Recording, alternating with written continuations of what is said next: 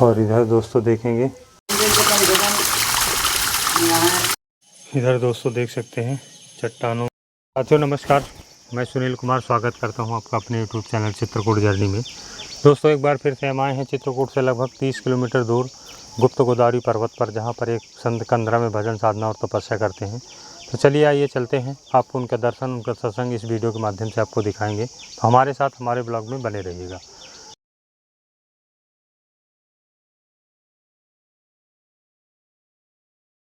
दोस्तों इस प्रकार की सीढ़ियाँ बनी हुई हैं कुछ महाराज जी की कुटिया की ओर जाने के लिए, गुफा की ओर, और बहुत ही प्राचीन और दिव्य स्थान है साथियों। तो आइए चलते हैं, आपको दर्शन करवाते हैं। और दोस्तों महाराज जी की कुटिया इधर कंदराओं के बीच बनी हुई है, देख सकते हैं। इधर दोस्तों देख सकते हैं ये बंदर भगवान घात लगाए बैठे हमारे बैग के लिए। बैग हम लोगों का इधर रखा हुआ है, देख सकते हैं दोस्तों। इस बैग में ही इसकी नज़र है। और आप तो जानते ही हैं कि सावधानी हटी दुर्घटना घटी। दोस्तों हम लोग पहाड़ों में लगभग आधी दूरी पर आ चुके हैं, आप देखते हैं। और यहाँ से कुछ इस प्रकार के दृश्य हैं। और दोस्तों देख सकते हैं कितनी खड़ी चढ़ाई है। अभी हम यहाँ पर एक पेड़ के नीचे थोड़ा रेस्ट कर रहे हैं। अभी दोस्तों हमें लगभग 100-150 सीढ़ियाँ और चढ़ना है। फाइनली दोस्तों हम लोग आ गए हैं, देख सकते हैं महाराज जी की गुफा दिखाई देने लगी है, देख सकते हैं।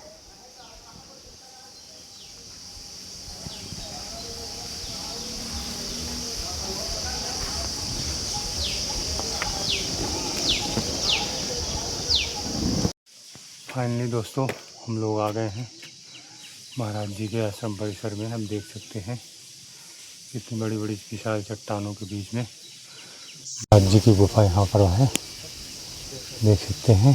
तो आइए दोस्तों चलते हैं। तो ऊपर से नीचे के दृश्य कुछ इस प्रकार से हैं। तो ये महाराज जी की कंदरा, जिसमें रहकर महाराज जी भजन साधना किया करते हैं, देख सकते हैं।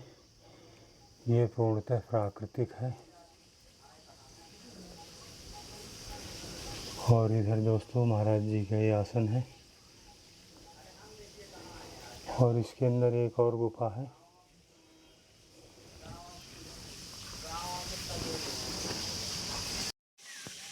दोस्तों देख सकते हैं महाराज जी अपने गुफा के बाहर बैठे हुए हैं।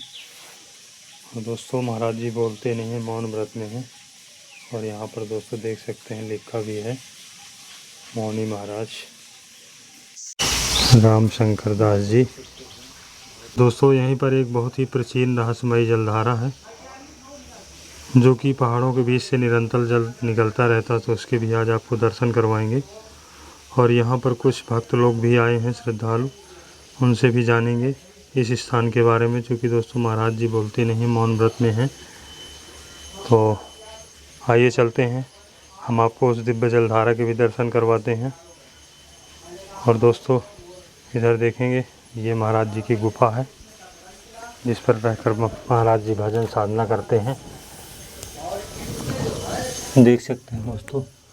ये पूर्णतः प्राकृतिक है। और इधर दोस्तों देखेंगे तो महाराज जी का धूना जल रहा है। और इधर देखिए कुछ राशन सामग्री वगैरह टीन में रखी हुई है। और इधर एक गुफा है छोटी सी, देख सकते हैं, इसमें लकड़ी का दरवाज़ा लगा है। ये आपकी सेवा में थोड़ा सा सब्जी प्रसादी है। इधर दोस्तों देख सकते हैं चट्टानों में किस प्रकार से मूर्तियां बनी हुई हैं, बहुत ही प्राचीन मूर्तियां हैं, आप देख सकते हैं। देखिए बड़ी बड़ी विशाल चट्टानें हैं। इन्हीं चट्टानों के बीच में देखिए बजरंगबली भगवान की एक मूर्ति बनी हुई है, देख सकते हैं। दर्शन करिए आप लोग। और इधर दोस्तों देखेंगे यहाँ पर भी विशाल चट्टान है। वही चट्टानों में किस प्रकार से देखिए मूर्तियाँ बनी हुई, बहुत ही प्राचीन और दिव्य मूर्ति है साथियों। दर्शन करिए आप लोग भी बजरंगबली भगवान के।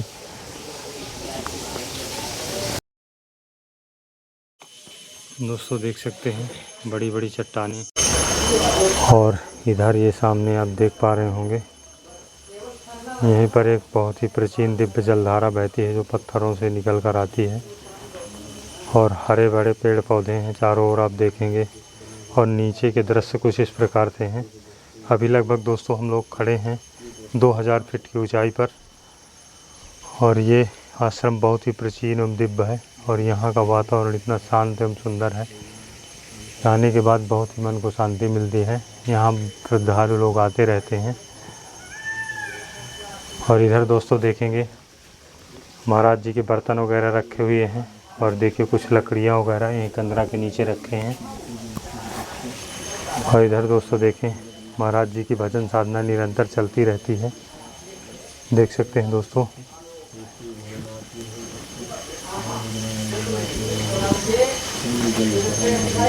तो इधर देखेंगे भोलेनाथ विराजमान है।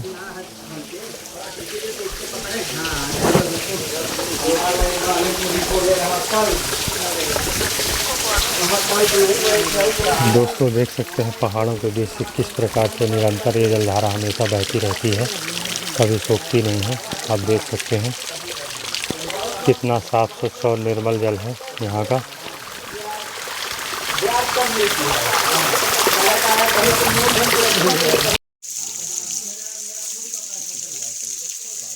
और यही दोस्तों देख सकते हैं ये प्राकृतिक दिव्य जलधारा है जो पहाड़ों से निरंतर निकलती रहती है। आप देख सकते हैं ये दोस्तों पूर्णतः प्राकृतिक है। देखिए किस प्रकार से पत्थरों के बीच से होकर जल निकल कर आ रहा है। जानता है आज तक कई वर्षों से ये जलधारा आ रही लगभग।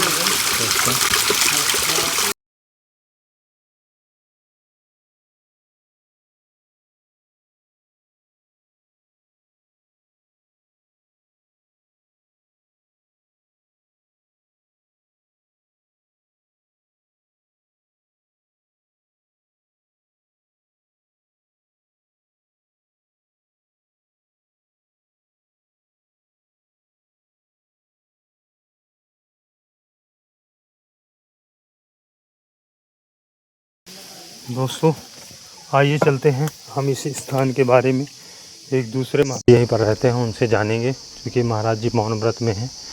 अभी मलमास का माह चल रहा है, इस कारण से बोलते नहीं महाराज जी। और देखिए किस प्रकार की कंदराएं हैं, और यहाँ से देखिए जल किस प्रकार से रिस रहा है। आइए चलते हैं।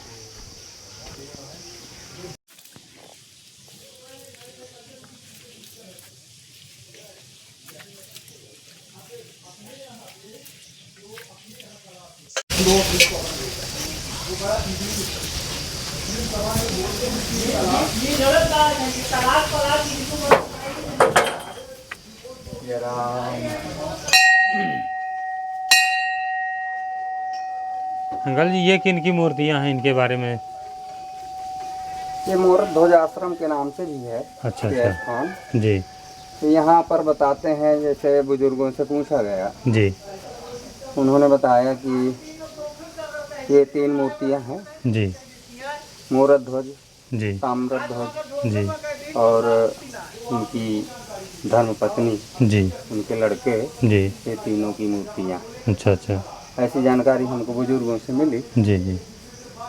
तो ये स्थान चूँकि मूर्त ध्वज के नाम से भी है जी जी और सिद्ध बाबा के नाम से भी, जी जी क्योंकि ये बहुत पुराना स्थान है जी और इसकी कथा भी बहुत अगूढ़ है। जी जैसे जो हमसे बड़े हैं उनसे जैसे पूछा पाछा बैठ गए, जी जी बताने लगे जी जी कि तो यहाँ पर क्या है कि वो जो आकृति बनी हुई सिद्ध बाबा स्थान, जी जी ऐसी आकृति जी जी शिवलिंग जैसी जी में क्या है कि हमारे गांव के ही जो मतलब जिनके पूजनीय है ये जी जी सिद्ध बाबा सरकार, जी उनके मुखारबिंद से जी ये सुनने को मिलता रहता है। जैसे कि यहाँ पे कोई एक संत रहते थे, अच्छा अच्छा बहुत बहुत पुरानी बातें हैं, जी। ये स्थान नहीं बना था, जी जी केवल झरना था जी और वन था। जी। तो एक बार क्या हुआ कि संत यहाँ पे रहते थे, इधर यहाँ कोई गांव उस समय बताते हैं कि नहीं था। अच्छा अच्छा। हाँ, जी यहाँ केवल जंगल ही जंगल था। जी जी तो एक सताए हुए कोई व्यक्ति, जी। मतलब कुतमऊहा अच्छा। ब्राह्मण, जी आज के डेट में तिवारी हैं वो, जी जी तिवारी के नाम से हैं। जी तो वो बहुत सताए हुए व्यक्ति थे। जी। तो कुतमा करके कोई गांव है, अच्छा जी। तो वहाँ से जो है वो बेचारे सताए हुए थे, वो आ गए, एक घर आया वहाँ से। जी उनकी ज़मीन वमीन वहाँ सब छीन ली गई। जी। वहाँ से वो चले आए तो यहाँ एक झोपड़ा बना के रहने लगे। अच्छा अच्छा। फिर जो है वो जब घूमने फिरने निकले जी तो घूमते फिरते वो इस स्थान में आए। जी उन्होंने देखा कि जल की धारा बह रही है। जी जी। तो उन्होंने एक आकृति यहाँ पर देखा, अच्छा अच्छा। जैसी आकृति यहाँ पास है। हाँ हाँ, जी वहाँ पे एक आकृति देखा, शिवलिंग जी जैसी आकृति थी, जी जैसे यहाँ पे ये बनी हुई है, जी जी ऐसी आकृति उन्होंने देखा। तो जी वो भी वहाँ बैठ करके जी मतलब भजन करने लगे। जी। भजन करने लगे तो फिर उन्होंने क्या देखा कि एक संत यहाँ पे रहते थे अकेले। अच्छा अच्छा। तो वो संत यहाँ पे भजन किया करते थे बैठ करके। जी वो भी अपना आए, और क्योंकि जब व्यक्ति आर्त हो जाता है, जिसको कहते हैं दुखी, जी भाई धनवान व्यक्ति मतलब हर चीज़ों से परिपूर्ण व्यक्ति कभी राम कथा या भगवान का स्मरण नहीं करता है। नहीं करता। वो तो जिसके ऊपर समस्याएं रहती हैं, या जी। मतलब वो इस चीज़ को मानता है, हैं? जी पूजा जी भजन पाठ वही लोग करते हैं। जी जी। तो वो बेचारा बैठ करके हम्म। हम वहीं थोड़ी दूर में, महात्मा जी से थोड़ी दूर में बैठ करके और हाथ जोड़ के अपना पूजन अर्चन, वो भी मनसा वाचा कर्मा जैसे भी था वो कर रहा था। इसके बाद फिर उस संत जी ने, जब सायंकालीन का समय हो गया, शाम हो गई, तो जी संत जी ने कहा कि अब तुम यहाँ से जाओ। जी जब वो बोले कि तुम यहाँ से जाओ, जी तो वो नहीं जा रहे थे। जी काफ़ी उन्होंने कहा कि नहीं, तुमको यहाँ से अब जाना पड़ेगा, क्योंकि समय बहुत विपरीत हो रहा है, सायंकालीन हो रही है। जी। और शाम के वक्त यहाँ वन पक्षी, वन के जानवर घूमते फिरते रहते हैं। हाँ हाँ। तो कहीं ऐसा ना हो कि कोई ऐसी घटना घट जाए जी। जिससे तुम्हारे घर वालों को जो है तकलीफ हो। जी फिर भी वो ना माने। जी लास्ट में उन्होंने, उन संत जी ने ये कहा जी।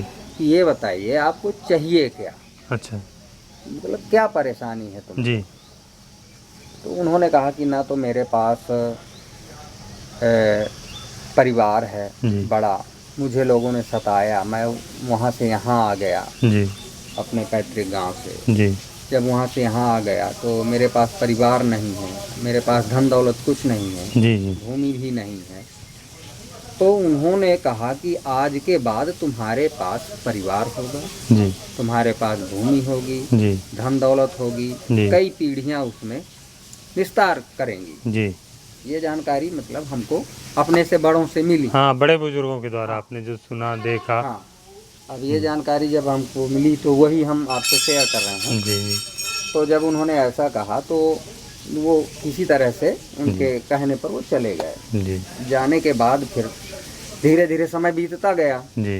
वो आते थे, दर्शन करके चले जाते, चले जाते। लेकिन रुकते नहीं थे। जी धीरे धीरे काफ़ी समय बीत गया। जी तो वो इधर उधर से, हम लोग भी इन्हीं लोगों के बुलाए हुए हैं। अच्छा हमारा हम भी इस गांव के नहीं हैं। अच्छा अच्छा। उन्होंने फिर इस गांव का नाम पालदेव के नाम अच्छा। से गांव का नाम रखा। जी। और जो है पालदेव का मतलब यही होता है जो दूसरे को पालता हो, पालता हो। वही पालदेव। पालदेव ही गांव एक ऐसा है जो मेरे हिसाब से जी एक ही गांव होगा पूरे भारत में। अभी हमने दूसरा नाम नहीं सुना पालदेव का। जी। शायद कोई ऐसा हो, क्योंकि भारत भी बहुत बड़ा है, बहुत बड़ा है। लेकिन पालदेव गांव हमने अपने उसमें एक ही सुना। तो फिर उन्होंने सबको बुलाया। अच्छा। हर मतलब जाति के लोग यहाँ पे रहने लगे। और आज उन्हीं का परिवार, ये लड़का उन्हीं के परिवार का है। अच्छा अच्छा। हाँ, ये सब जो है इन्हीं के जो है इन्हीं के आश्रम में आकर के अपना अर्चन बंदन किया, क्योंकि ये वरदानिक लोग हैं। अच्छा, और अच्छा। इनके आश्रित हम लोग, अच्छा इन्होंने हमको बुलाया जी तो हमारा परिवार भी यहीं रहता है। आज बहुत बड़ा गांव है जी। ये वर्तमान में। यही यहाँ की जो है सूक्ष्म कथा है। जी। और माँ की जय श्री राम, जय श्री जय सिद्ध बाबा।